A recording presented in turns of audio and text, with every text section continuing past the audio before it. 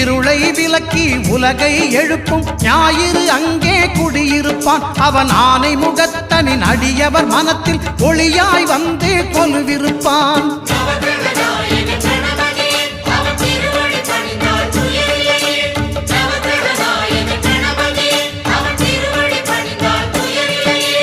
ஒன்பது கோளும் ஒன்றாய் காண அங்கு கற்பகம் என்னும் கடவுளின் மெய்யில்